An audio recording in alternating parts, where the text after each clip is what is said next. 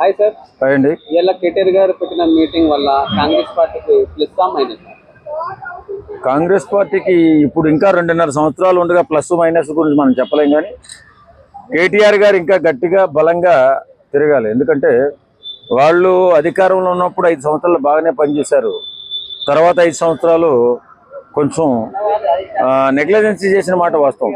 కనీసం మా ఎమ్మెల్యేలకి మంత్రులకి కూడా అపాయింట్మెంట్ ఇవ్వకుండా ఇష్టానుసారంగా ప్రవర్తించి రాష్ట్రంలో అభివృద్ధి కుంటుపడడానికి కారకులయ్యారు. కాబట్టి ఈవేళ కాంగ్రెస్ పార్టీ అధికారంలోకి వచ్చింది. కాబట్టి ఈవేళ రేవంత్ రెడ్డి గారు మీటింగ్ పెట్టినా, కేటీఆర్ గారు మీటింగ్ పెట్టినా మామూలుగా జనాల పక్షాన ఏ రకమైన పనులు చేస్తున్నారని కాంగ్రెస్ చెప్పాలి, జనాలకు ఏ అన్యాయం చేస్తున్నారు అనేది కేటీఆర్ గారు చెప్పాలి. కాబట్టి వాళ్ళ మీటింగ్ వల్ల ఒరిగేది ఏమి ఉండదండి. ఎందుకంటే వాళ్ళు మీటింగ్లు పెట్టడం కాదు, ఈసారి చేతల్లో పనిచేయాలి. నమ్ముకున్నటువంటి కార్యకర్తల్ని, నమ్ముకున్న ఎమ్మెల్యేలని దూరం పెట్టేసి వాళ్ళు కొంచెం తప్పే చేశారు అప్పట్లో. కాబట్టే వాళ్ళకి వేళ అధికారం లేకుండా పోయింది. ఏదేమైనా మనసు మార్చుకుని మళ్ళీ ప్రజల పక్షాన్ని నిలబడి మళ్ళీ ఏదైనా చేస్తాం మేము అనేసి మాట్లాడితే ఏమో పర్వాలేదు. కానీ రేవంత్ రెడ్డి గారు కూడా గట్టిగానే పరిగెడుతున్నాడు. ఎక్కువగా రోడ్లు కానీ లేకపోతే రవాణా సౌకర్యం కానీ అలాగే ఇచ్చినటువంటి హామీల పట్ల కొంచెం నిబద్ధతోనే పనిచేస్తున్నట్టుగా అనిపిస్తుంది. దీన్ని బీటౌట్ చేయాలంటే వాళ్ళు టీఆర్ఎస్ వాళ్ళు మాత్రం ఖచ్చితంగా పోరాటం చేయాల్సిన అవసరం ఎంతైనా ఉంది. ఏదో అడగండి. రేవంత్ రెడ్డి గారు ఇచ్చిన 6 గ్యారెంటీలు తులం బంగారం ఇంకా ఇవ్వలేదు, నిరుద్యోగ అభివృద్ధి ఇంకా ఇవ్వలేదు. తులం గ్యారంటీ 6 గ్యారంటీల్లో లేదు తులం బంగారం.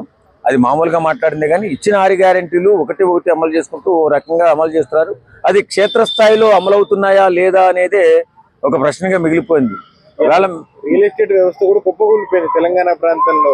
బిల్డర్లు లబోదీపం అని తెలంగాణ ప్రాంతంలో ఇవాళ ఒక సామాన్య ప్రజలు ఇల్లు కొనుక్కోవాలంటే కూడా భయాందోళనకరంగా ఉన్నది. కాదు, మీరేమో రియల్ ఎస్టేట్ కుప్పకూలిపోయింది అంటున్నారు, మళ్ళీ సామాన్య ప్రజలు ఇల్లు కొనుక్కోవాలని చాలా కష్టంగా ఉన్నారు.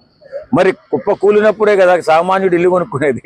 ఇవాళ సామాన్య ఇల్లులే హైడ్రాన్ పేరు పెట్టి కూలగొట్టిన పరిస్థితులు చూస్తూనే ఉన్నాయి. ఈవేళ సామాన్యుడు ఇల్లు ఒకవేళ నిషేధిత ప్రదేశంలో ఉంటే, అది కబ్జాలు అయి ఉంటే ఖచ్చితంగా కూలగొట్టేస్తున్నారు. తర్వాత దానికి ప్రత్యామ్నాయం కూడా చూపిస్తున్నారని చెప్పి వింటున్నాం. ఎంతవరకు కరెక్ట్ అనేది నాకు తెలియదు. కానీ సొంత ఇల్లు కూలగొట్టి డబుల్ బెడ్రూమ్ ఇల్లు ఎంతవరకు ప్రత్యామ్నాయం అంటే అక్కడ జరిగిన తీరుని బట్టి వాళ్ళు ఏ రకంగా ఇల్లు కొనుక్కున్నారు, ఏ రకంగా అక్కడ ఇల్లు కట్టారనే దాన్ని బట్టి ఏదో బేస్ మీద చేస్తున్నారు. బ్యాంకులు లోను మంజూరైన తర్వాత కూడా ఇల్లు కొనుగొట్టిన పరిస్థితి తెలంగాణ ప్రాంతంలో ఉన్నాయి. మరి దానికి సమానంగా సరిపోయినంత స్థలం కూడా ఇస్తున్నారని చెప్పి విన్నాను నేను. మరి ఎంతవరకు వస్తామో తెలియదు. ఇస్తున్నారా ఇవ్వలేదా నాకు తెలియదు. రేవంత్ రెడ్డినే పాయింట్ అవుట్ చేస్తారు తప్ప ముందు గవర్నమెంట్ ఎప్పుడు అసలు తప్పుగా తప్పు అంటే గవర్నమెంట్ ప్లేస్ లో పర్మిషన్ ఇవ్వడం తప్పు. ఫస్ట్ గవర్నమెంట్ తప్పు, దాని వెనకాల ఎవరైతే ఆఫీసర్స్ ఉన్నారో వాళ్ళు కూడా తప్పు. అయితే ఇక్కడ చేసిన తప్పు ఏంటంటే వాళ్ళు ఇల్లు ఎరగొట్టడం కాకుండా ఎవరైతే సైన్ చేశారో వాళ్ళని ఆ ప్రభుత్వం అప్పుడు ఎవరైతే ఉంటారో ఆఫీసర్స్ వాళ్ళని ఇక్కడ సస్పెండ్ చేయాలి, నేను వాళ్ళని యాక్షన్ తీసుకోవాలి. అయితే బీఆర్ఎస్ ప్రభుత్వం పైన కూడా యాక్షన్ తీసుకోవచ్చు సార్. వాళ్ళతో తీసుకోవాలి. ఓన్లీ రేవంత్ రెడ్డి పాయింట్ చేయడం కూడా తప్పు కాదు. రేవంత్ రెడ్డి గారిని పాయింట్అవుట్ చేయడం కరెక్ట్ కాదు. ఎందుకంటే చాలా ఇంచుమించులో ఒక 30-40 సంవత్సరాలుగా నేను అబ్జర్వ్ చేసింది ఏంటంటే, ఎక్కడైతే గవర్నమెంట్ ల్యాండ్స్ అండ్ ఇన్లీగల్ ల్యాండ్స్ ఉంటే అవన్నీ గవర్నమెంట్లో పని చేయించుకుని గవర్నమెంట్ పెద్దల ద్వారాగా మన హైదరాబాద్ చుట్టుపక్కల ఉన్నటువంటి భూములన్నీ కూడా అన్యాక్రాంతం అయిపోయాయి. చాలా వరకు ఎక్కువగా ఈ రాజకీయంలో తిరిగేటటువంటి వ్యక్తులు, ఆ తర్వాత వాళ్ళని అనుసరించేటటువంటి గూండాలు, దుర్మార్గులు కొంతమంది లూప్ హోల్స్ని ఉపయోగించుకుని ఇలా భూములు అమ్మేసి పేద ప్రజలకు అమ్మేసుకుని వాళ్ళు వెళ్ళిపోయారు. తర్వాత హైదరాబాద్ వచ్చిన తర్వాత చాలా ఇబ్బందులు పడుతున్నారు. దీని అంతటికీ మూల కారణం ఇదంతా జరగడానికి, హైదరాబాద్లో నాలాలు మూసుకుపోవడానికి, అన్యాక్రాంతమైన భూములు అన్యాయంగా అమ్మేసుకుని సొమ్ము చేసుకున్న వాళ్ళకి ఎలాంటి శిక్షలు లేవు. కానీ ఎవడైతే కొనుక్కుని కాపురం చేసుకుంటున్నాడో వాడికి మాత్రమే శిక్ష పడింది, ఆయనకి ఇల్లు లేకుండా పోయింది. కాబట్టి దీనిపైన ఏదైనా చర్చ చేసి ఎవరికి అన్యాయం జరగకుండా చూసుకోవాల్సిన బాధ్యత ప్రభుత్వంపై ఉంది. కాబట్టి అలా చేస్తే బాగుంటుందేమో నేను అనుకుంటున్నాను. మళ్ళీ ప్రభుత్వం మారిన తర్వాత మళ్ళీ అక్కడ ప్లేస్ ఇస్తామని చెప్పి, అంటే ఆల్రెడీ తప్పు ప్లేస్ అని చెప్తున్నారు, మళ్ళీ అక్కడ ఇస్తామని చెప్పినట్టు తప్పుడు ప్లేస్ అని చెప్పి అక్కడ ఇస్తానని చెప్పడం ఎంతవరకు కరెక్ట్? మళ్ళీ కేటీఆర్ గారు మళ్ళీ ధరణి పెట్టి చాలా భూములు అన్యాక్రాంతం అయిపోయి ధరని బట్టి ఇష్టానుసారంగా దోసేశారు భూములు అని చెప్పి అంటున్నారు. మరి అది కూడా కరెక్టేనేమో నాకు తెలియదు. కానీ ఏదేమైనా గవర్నమెంట్ భూములు అన్యాక్రాంతం అవ్వకుండా ఏదో పేద ప్రజలకు ఏదైనా అవసరం కోసం ఉపయోగపడితే బాగుండు. వాళ్ళు వస్తే పొడగొట్టేస్తారు, వీళ్ళు వస్తే మళ్ళీ అందులో అక్కడే ఇస్తామనేది కరెక్ట్ కాదు. ఎందుకంటే నా కళ్ళ ముందే కొన్ని వందల ఎకరాలు, వేల ఎకరాల భూములు అన్యాక్రాంతం అయిపోయి కూడా చూసాం మేము.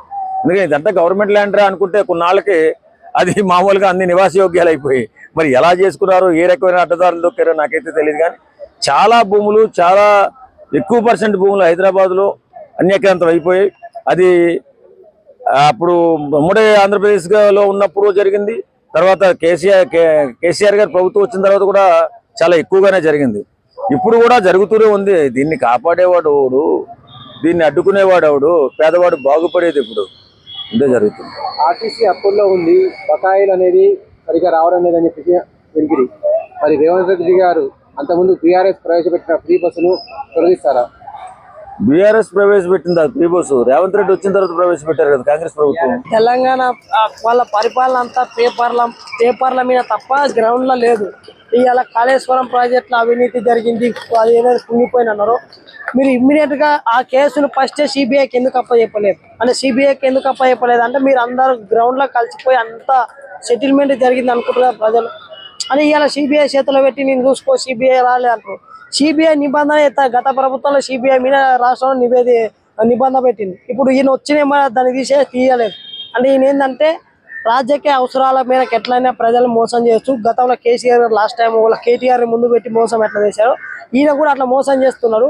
ఈయన కాళేశ్వరం ప్రాజెక్టులో అవినీతి జరిగింది వాస్తవమే. వాళ్ళు అవినీతి పూర్తి స్థాయిలో ఎందుకు నువ్వు రాష్ట్ర ప్రభుత్వం విచారణ చేసి అరెస్ట్ ఎందుకు చేయలేదు? దాన్ని తీసుకుని కాస్త కేంద్రం చేతిలో పెట్టి సిబిఐ రాదు అని పెడుతున్నావు. ఇది తప్పు కదా.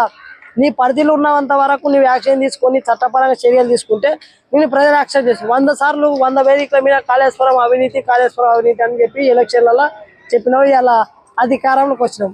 ఇప్పటి వరకు దానిపైన ఎలాంటి యాక్షన్ లేదు. అంటే పాలన మొత్తం కూడా కింద గ్రౌండ్ లెవెల్ ఉన్న అధికారులు ఎప్పుడు కూడా మానిటర్ చేస్తారు. ఇవాళ రెవెన్యూ చట్టంలో గత ప్రభుత్వంలో ఏవైతే ప్రైవేటు భూములు ఉన్నో దాన్ని ప్రభుత్వ భూములుగా మార్చి 1000 ఎకరాల భూములు కబ్జా పడ్డాయి. ఇప్పుడు అన్న మార్చిందనే భూభారతి చట్టం వచ్చిన తర్వాత ఇవాళ కూడా ప్రైవేటు భూములని కూడా ప్రభుత్వ భూములకు మార్చిపోయి 1000 ఎకరాలు కబ్జా పడుతున్నాయి. ఇక ఆయనకు నీకు తేడా ఉందంటే ఒకటే పంచాయతీ భూములు ఎట్లా కొల్లగొట్టాలి అనేది తప్ప ఈ ప్రభుత్వానికి ప్రజల మీద ఎలాంటి చిత్తశుద్ధి లేదు. అది పాలన పైన పట్టుదేరు. అధికారులు మాటినారు. ఐఏఎస్ అధికారులు అందరూ కూడా విప్లవం అయిపోయారు. ముఖ్యమంత్రి ఎంతసేపు నేను సెక్రటేరియట్కి వస్తాను, ఒక్కనాడు సెక్రటేరియట్కి రాడు, పేరుకు మాత్రం పేపర్ లేపిస్తున్న పరిస్థితి రేవంత్ రెడ్డి గారిది ఉండదు. అన్ని విషయాల్లో కూడా ముందు చూపు గల నాయకుడు ఇప్పుడున్న బతుకున్న నాయకుల్లో చంద్రబాబు నాయుడు గారు ఒక్కరే. ఫ్యూచర్ అంటే ముందు చూపు. 20 సంవత్సరాల తర్వాత ఈ నగరం ఎలా ఉండబోతుంది, ఈ ఏరియా ఎలా ఉండబోతుందని కలగంటాడో తెలియదు, అనుకుంటాడో తెలియదు.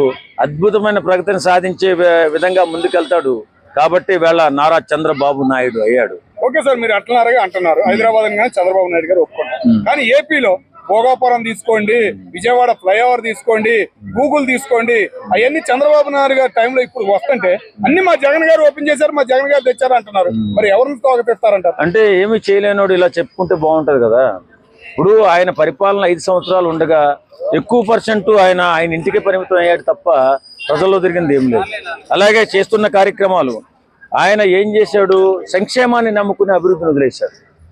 అభివృద్ధిని వదిలేయడం అంటే బిడ్డల భవిష్యత్తును నాశనం చేయడం. అది తెలుసుకోక సంక్షేమం చేస్తే, సంక్షేమం ఇస్తే ప్రజల కాళ్ళ బానిసలుగా ఉంటారనే ఆలోచనకి వెళ్ళిపోయాడు తప్ప నిజంగా ఆయన అభివృద్ధి కోరుకోలేదు. కాబట్టి వేళ జగన్మోహన్ రెడ్డి అనే వ్యక్తి ఆ స్థాయిలో 151 సీట్లు సంపాదించినా కూడా 11 సీట్లకు రావడం జరిగింది. కాబట్టి జగన్మోహన్ రెడ్డిని చంద్రబాబు నాయుడు గారిని పోల్చకండి. అసలు నక్కకి నాగలోకానికి ఉన్నంత తేడా ఉంటుంది. కాబట్టి ఆయన్ని పోల్చి చంద్రబాబు నాయుడు గారిని అవమానించకండి. చంద్రబాబు నాయుడు గారు ఒక మాట చెప్పాడంటే చేసి తీరుతాడు. అతను విజన్ గల నాయకుడు. నేను ఒకప్పుడు ఒక డైలాగ్ చెప్పాను, ఆధునికాంధ్ర నిర్మాత, బలహీన వర్గాల అభ్యున్నతి విధాత, హైటెక్ విప్లవ సాధక, యువజన పదకర్త, స్వర్ణాంధ్రప్రదేశ్ నిర్మాత, తెలుగుదేశం నేత శ్రీ నారా చంద్రబాబు నాయుడికి రాసి పెట్టుకో. ఎప్పటికైనా ఆంధ్రప్రదేశ్ని అద్భుతమైన ఆంధ్రప్రదేశ్గా తీర్చిదిద్దాలంటే చంద్రబాబు నాయుడు గారే చేయగలరు. ఇది రాసి పెట్టుకో.